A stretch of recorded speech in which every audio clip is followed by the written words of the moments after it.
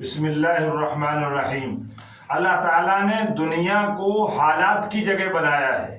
وہ حالات جو انسان کو پیش آتے ہیں ان میں سے ایک حکمراں حاکم بادشاہوں کا ظلم بھی ہے۔ یعنی کبھی کبھی ایسا پیش ہوتا ہے کہ بادشاہ ظالم ہو جاتے ہیں، ان کے ظلم کے نتیجے میں پبلک اور عوام پریشان ہو جاتی ہے، تو ایک ایمان والے کا ایمانی تقاضا ہوتا ہے کہ وہ شریعت سے ایسے موقع پر اپنے لیے کوئی قانون، لائحہ عمل، طریقہ کار معلوم کرے کہ اگر بادشاہ ظلم پر اتر آئے تو ایسی صورت میں ایمان والوں کو کیا کرنا چاہیے۔ یعنی دو اہم سوال ہیں۔ ایک پہلا سوال تو یہ ہے کہ بادشاہ ظلم پر کب اترتا ہے، اور دوسرے نمبر پر اگر بادشاہ ظلم کرنے پر اتر آئے، یعنی ایسے قانون بنا دے جس سے عوام پریشان حال ہو جائے، مہنگائی اور ایسے مختلف قانون، تو ایسی صورت میں مسلمان کو کیا کرنا چاہیے۔ یعنی بادشاہوں کے ظالم ہونے کی وجہ اور بادشاہوں کے ظلم سے نجات کا سبب وہ شریعت نے کیا بیان کیا ہے۔ تو پہلی بات تو قرآن کریم نے یہ بات ارشاد فرمائی کہ ظہر الفساد فی البر والبحر بما کسبت ایدی الناس، کہ خشکی اور تری میں جو فساد ظاہر ہوا ہے اس کی بنیاد لوگوں کے اعمال ہیں اور ان کی کرتوتیں ہیں۔ اور دوسری جگہ اللہ تعالیٰ نے ارشاد فرمایا کہ وما اصاب من مصیبت فبما کسبت ایدیکم، کہ جو بھی انسانوں کو پریشانی اور مصیبت پہنچتی ہے وہ آدمی کے اپنے اعمال کا نتیجہ ہوتی ہے۔ تو معلوم یہ ہوا کہ انسان کو جو بھی پریشانی پہنچتی ہے وہ اعمال کا نتیجہ ہے۔ اسی میں تو حاکموں کا ظلم بھی ہے۔ حاکم ظالم کب ہوتے ہیں اور ان کے ظلم سے نجات کا کیا طریقہ ہے۔ حضرت ابو دردہ رضی اللہ تعالیٰ عنہ کی روایت ہے، حضور اکرم صلی اللہ علیہ وسلم حدیث قدسی نقل فرماتے ہیں کہ اللہ تعالیٰ فرماتا ہے میں ہی اللہ ہوں، میرے سوا کوئی معبود نہیں ہے، میں بادشاہ ہوں، میں بادشاہوں کا بادشاہ ہوں، بادشاہوں کے دل میرے قبضہ قدرت میں ہیں۔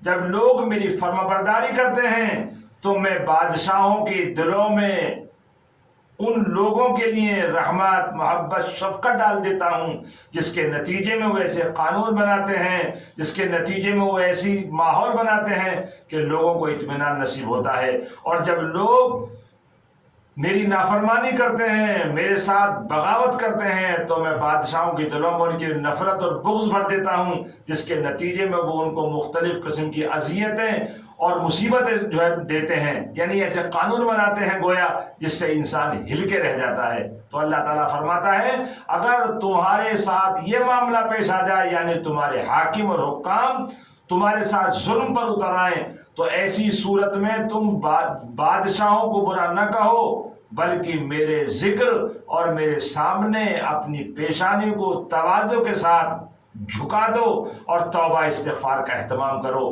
جب لوگ اس حال میں میرے توبہ استغفار کا اہتمام کریں گے تو میں ان کو بادشاہوں کے ظلم و ستم اور شر سے بچا دوں گا، اور میں بادشاہوں کے دلوں میں ان کے حق میں شفقت، رحمت، محبت ڈال دوں گا۔ تو معلوم یہ ہوا کہ اگر بادشاہ ظالم ہو جائیں تو اس سے بچنے کا طریقہ یہ ہے کہ آدمی اپنے اعمال کی درستگی میں لگ جائے۔ جتنا وقت بادشاہوں کے ظلم و زیادتی کو وہ بیان کرنے میں خرچ کرتا ہے، وہ سارا وقت توبہ استغفار اور اللہ تعالیٰ سے اپنی صلح کرانے میں خرچ کر دے، تو اللہ تعالیٰ بادشاہوں کے دلوں کو اور ان کے قلوب کو لوگوں کے حق میں ظلم کی بجائے شفقت کے ساتھ بھر دیں گے۔ چنانچہ حضرت حسن بصری رحمۃ اللہ علیہ کا ارشاد ہے کہ اعمالکم امالکم، تمہارے اعمال ہی تمہارے بادشاہ و تمہارے حاکم ہیں۔ یعنی آپ یہ کہہ سکتے ہیں کہ جو ظالم بادشاہ ہوتے ہیں وہ در حقیقت ہمارے اعمال کی فوٹو کاپی اور زیروکس ہوتے ہیں۔ اس لیے حضرت مفتی زین العابدین صاحب رحمۃ اللہ علیہ فرماتے تھے جب بندوں کے اعمال اللہ کے پاس اس حال میں جاتے ہیں کہ اللہ ناراض ہوتا ہے، تو اللہ تعالیٰ بندوں کے حق میں ایسے احوال اور ایسے حالات اتارتے ہیں کہ پھر بندے ان سے راضی نہیں ہوتے۔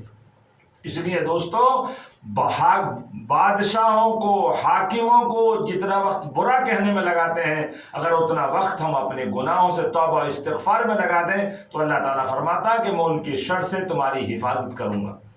چنانچہ حضرت مقصود منصور ابن اسود کا ارشاد ہے کہ ہم نے امام اعمش سے پوچھا تھا کہ بادشاہوں کی ظلم و زیادتی کا کیا سبب ہے، تو انہوں نے کہا کہ حضرات صحابہ رضی اللہ تعالیٰ عنہ فرماتے تھے جب لوگ خراب ہو جائیں گے تو اللہ تعالیٰ ان پر ظالم و جابر حکمران مسلط کر دے گا۔